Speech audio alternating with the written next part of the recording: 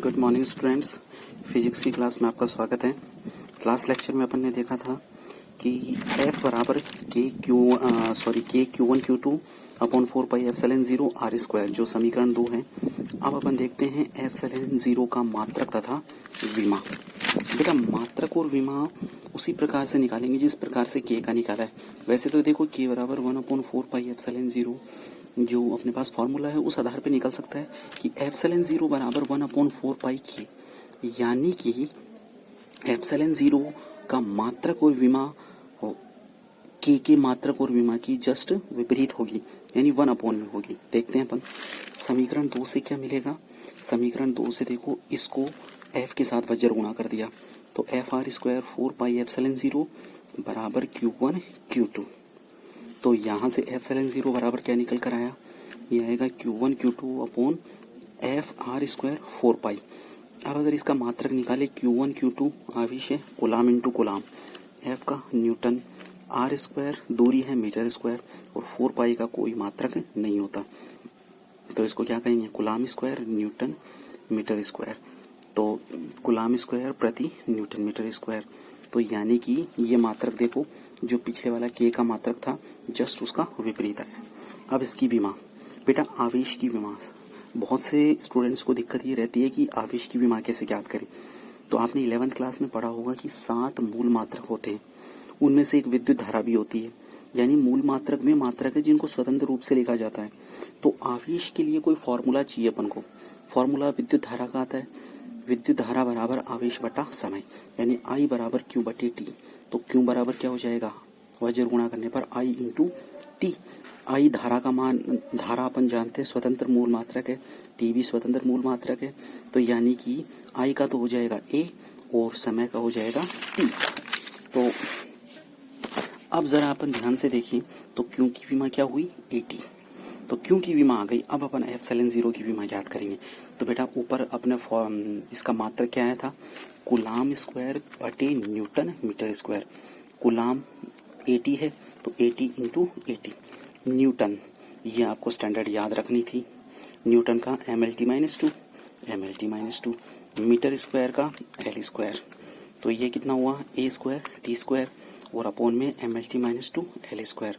अब मैंने क्या काम किया, नीचे वाले को मल्टीप्लाई कर दिया ML³ T-2। तो ये ऊपर चला गया पूरा का पूरा, तो A square T square, M की पावर -1 आ गया, L जो नीचे प्लस का 3 था ऊपर जाकर माइनस का 3, T जो नीचे माइनस का 2 था ऊपर जाकर प्लस का 2। तो ये कितना है M-1 L की -3 T की पावर 4 A की पावर 2। ठीक है। अब अगर आपको K की विमा निकालनी है तो K बराबर 1/4πε0 होता है, तो यानी कि ε0 की विमा यहाँ रख दो। तो यहाँ रखेंगे तो जस्ट इसका ऑपोजिट, और वो ऑपोजिट ML³ T की पावर -4 A की पावर -2। हाँ स्टूडेंट्स, उसके बाद में देखते हैं कूलाम के नियम का सदिश निरूपण। देखो सदिश निरूपण बहुत इंपॉर्टेंट है, कई बार एग्जाम में पूछा जाता है, डायरेक्टली कंपटीशन एग्जाम में पूछा जाता है, क्योंकि F बराबर 1/4πε0 Q1 Q2 अपॉन R² होता है। अब अगर इसमें ध्यान दें तो F तो इधर चलो मान लो बल सदिश है, ये पूरी अदिश राशि है, Q1 Q2 आवेश होता है अदिश राशि है, R² R अगर विस्थापन भी माने तो R तो चलो सदिश है लेकिन स्क्वायर आने से वो अदिश राशि हो जाती है। तो इसका मतलब ये पार्ट तो पूरा का पूरा अदिश हो गया और ये सदिश, ये तो बहुत बड़ी दिक्कत हो गई। इसलिए अपन क्या काम करते हैं, F सदिश ये पूरा का पूरा वैसे, R सदिश की मोड का पावर 2, तो यानी ये तो अदिश है लेकिन इसके साथ में एक R कैप लगा देते हैं। R कैप क्या है, यहाँ पर R कैप एक एकांक सदिश है जो दोनों आवेशों के मध्य सदिश विस्थापन का रूप है, यानी कि दोनों आवेशों को मिलाने वाली रेखा का एकांक सदिश लंबवत सदिश है। पहला रूप तो ये हो गया। ठीक है, कैप लगा दो इसके ब्रैकेट में, सॉरी मल्टीप्लाई में, ये डॉट प्रोडक्ट नहीं है, ये डॉट ऐसे गुणा के रूप में, क्योंकि ये तो पूरा अदिश है तो अदिश का सदिश के साथ डॉट प्रोडक्ट हो ही नहीं सकता, तो ये ऐसे गुणा ही है।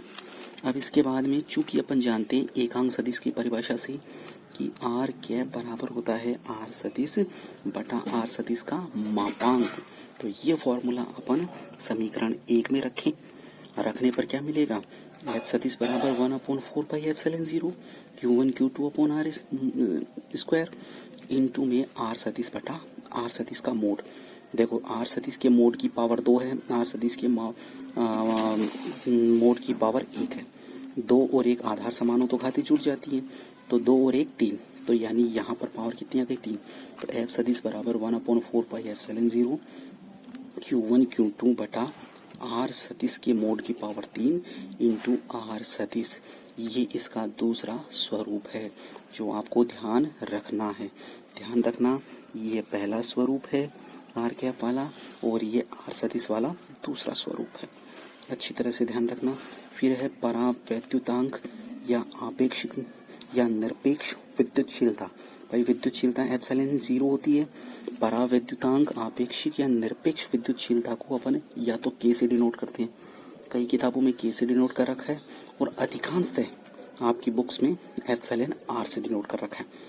बेटा इसका फॉर्मूले से ही अपन इसकी परिभाषा निकाल सकते हैं। एप्सिलॉन आर बराबर होता है एप्सिलॉन माध्यम बटा एप्सिलॉन 0। अब देखो ऐसा तो जरूरी नहीं है कि आवेश सदैव निर्वात या वायु में हो, किसी माध्यम में भी हो सकते हैं, तेल में, पानी में, या किसी लुब्रिकेंट ऑयल में, या बालू में, किसी में भी हो सकते हैं। तो उस माध्यम की विद्युतशीलता एप्सिलॉन माध्यम से डिनोट किए और एप्सिलॉन 0 निर्वात की।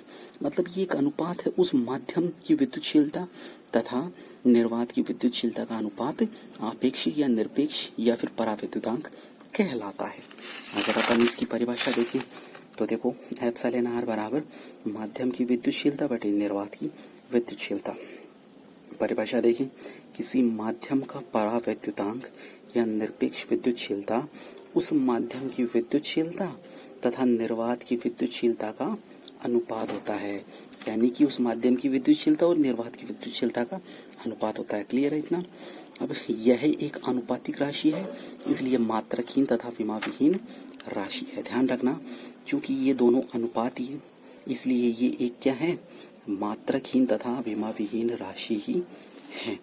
ठीक, अब इसके बाद में नोट आता है इम्पोर्टेंट,